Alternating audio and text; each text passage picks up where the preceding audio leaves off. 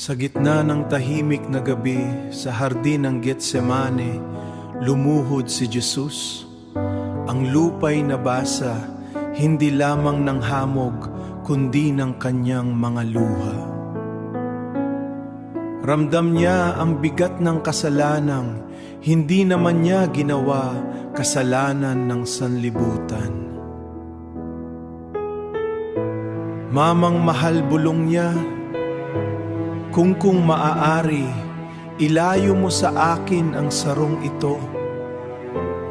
Ngunit hindi ang kalooban ko, kundi ang iyo ang masunod.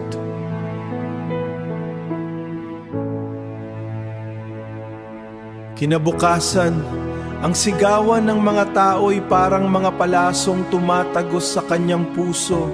Siya'y hinatulan, tinuligsa, at pinahirapan gayong siya ang walang sala. Habang pasan niya ang krus, bawat hakbang ay tila pasan din ang sakit ng bawat taong nagkasala.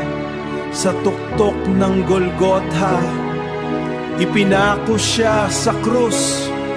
Ang langit ay tila nagdilim at ang mundo'y huminto sa paghinga.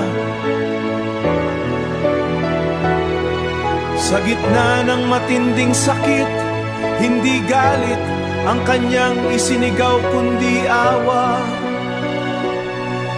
Patawarin mo sila, Ama, sapagkat hindi nila nalalaman ang kanilang ginagawa.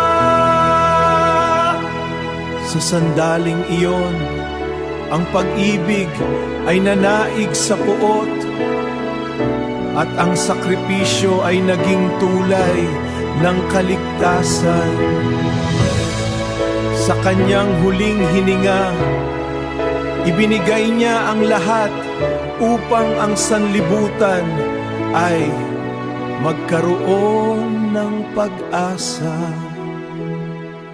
At sa katahimikan matapos ang lahat, isang katotohanan ang nanatili. Ang pag-ibig niya ay hindi kailanman magtatapos.